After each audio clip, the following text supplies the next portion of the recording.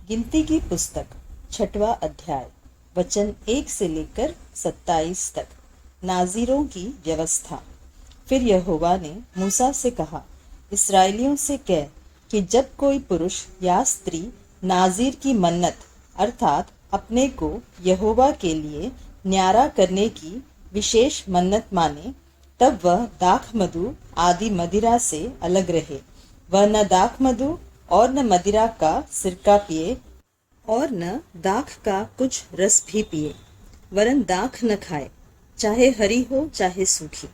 जितने दिन वह न्यारा रहे उतने दिन तक यह बीज से ले छिलके तक जो कुछ दाख लता से उत्पन्न होता है उसमें से कुछ न खाए।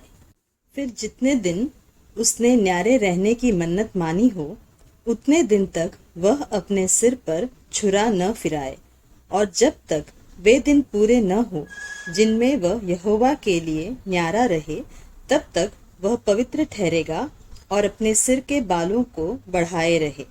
जितने दिन वह यहोवा के लिए न्यारा रहे उतने दिन तक किसी लोथ के पास न जाए, चाहे उसका पिता या माता या भाई या बहन भी मरे तो भी वह उनके कारण अशुद्ध न हो, क्योंकि अपने परमेश्वर के लिए न्यारे रहने का चिन्ह उसके सिर पर होगा।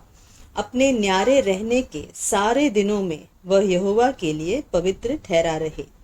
यदि कोई उसके पास अचानक मर जाए और उसके न्यारे रहने का जो चिन्ह उसके सिर पर होगा वह अशुद्ध हो जाए, तो वह शुद्ध होने के दिन अर्थात 7वें दिन अपना सिर मुंडाए, और 8वें दिन वह 2 पंडुक या कबूतरी के 2 बच्चे मिलाप वाले तंबू के द्वार पर याजक के पास ले जाए, और याजक एक को पाप बलि और दूसरे को होम बलि करके उसके लिए प्रायश्चित करे, क्योंकि वह लोथ के कारण पापी ठहरा है।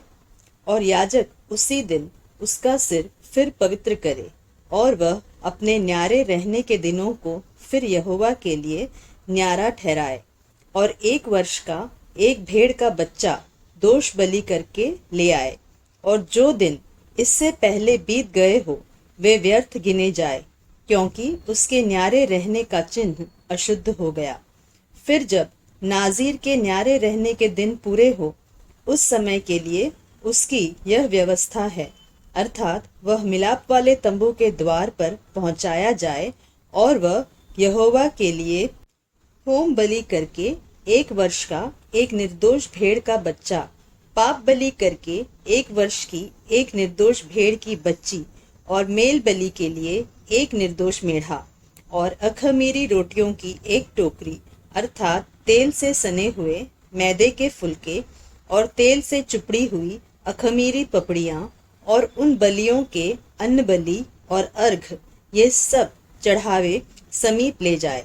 इन सब को याजक यहोवा के सामने पहुंचाकर उसके पाप बलि और होम बलि को चढ़ाए, और अखमीरी रोटी की टोकरी समेत मेढ़े को यहोवा के लिए मेल बलि करके और उस मेल बलि के अन्न बलि और अर्घ को भी चढ़ाए।